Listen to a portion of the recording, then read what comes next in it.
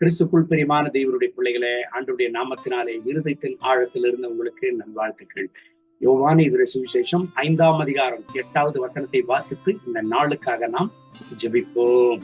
இயேசு அவனை நோக்கி, எழுந்திரு, உன் படுக்கையை எடுத்துக்கொண்டு நடை என்றார். உடனே அந்த மனுஷன் சொஸ்தமாகி தன் படுக்கையை எடுத்துக்கொண்டு நடந்து போனான். அந்த நாள் ஓய்வு நாளாய் இருந்தது. தேவனுடைய பிள்ளைகளை, எருசலேமிலே பெத்தெஸ்தா என்னப்படுகிற ஒரு குளம் இருக்கிறது. இன்றைக்கும் அந்த குளம் இருக்கிறது.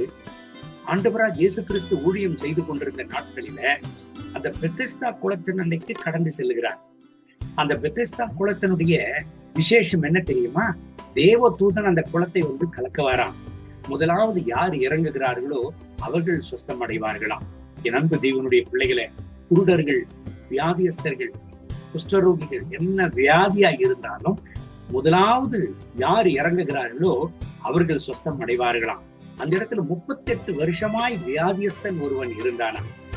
ஆனால் அவன் சுகமாக அவனுக்கு வாய்ப்பே கிடைக்கவில்லை. காரணம், ஒருவனும் அவனுக்கு உதவி செய்ய யாருமே இல்லை. கொண்டு போய் குளத்தில் விடுகிறதற்கு யாருமே இல்லை. ஆண்டவராகிய இயேசு கிறிஸ்து அந்த இடத்திற்கு கடந்து செல்கிறார்.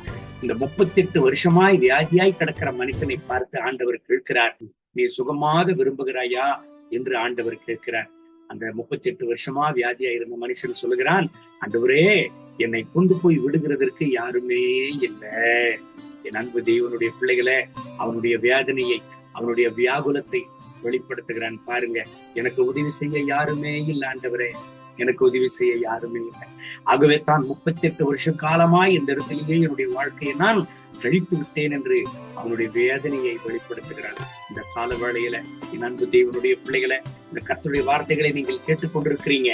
ஒருவேளை நீங்கள் சொல்லலாம், எனக்கு உதவி செய்ய யாருமே இல்லை, என் வாழ்க்கையை இப்படியே கடந்து போய் விட்டது, என்னை விசாரிக்க யாரும் இல்லை, எனக்கு உதவி செய்ய யாரும் இல்லை, எனக்கென்று என்னை தேடி வர யாருமே இல்லை.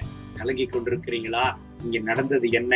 ஆண்டவராகிய இயேசு கிறிஸ்து அவருடைய இருதயத்தின் வேதனையை அறிந்தவராய், தனிமையை அறிந்தவராய் அவனிடத்துல கடந்து செல்லுகிறார். நான் உனக்கு இருக்கிறேன், இப்பொழுதே உன்னை நான் குணமாக்குகிறேன், நீ சுகமாக விரும்புகிறாய் அல்லவா, இப்பொழுதே உன் படுக்கையை எடுத்துக்கொண்டு நட என்று சொல்லுகிறார். உடனே அவன் சுகமானான் என்று வேதம் சொல்கிறது.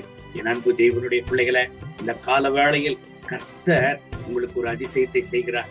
உங்களுக்கு ஒரு சுகத்தை கட்டளிடுகிறார். உங்களுக்கு ஒரு அற்புதத்தை செய்கிறார். உங்கள் தனிமையை மாற்றுகிறார். உதவி செய்ய யாருமே இல்லைன்னு கலங்குனீங்கல்ல, இன்னைக்கு கர்த்தர் உங்களுக்கு உதவி செய்கிறார். இந்த கால வேளையில் கண்களை மூடி உங்களுக்காக ஒரு நிமிஷம் நான் ஜெபிக்கட்டுமா?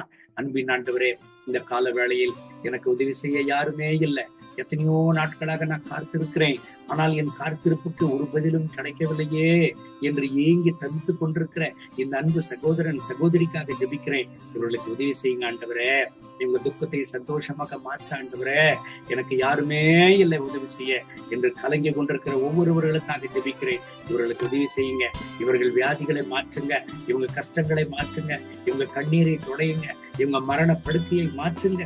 இப்பொழுதே ஒரு அற்புதத்தை செய்யும். இவங்க துக்கத்தை சந்தோஷமாக மாற்றும். மகிமை, கனம், துதி உமக்கே. இயேசுவின் நாமத்தில் கேட்கிறோம் நல்ல பிதாவே. ஆமென், ஆமென். May God bless you. Have a blessed day.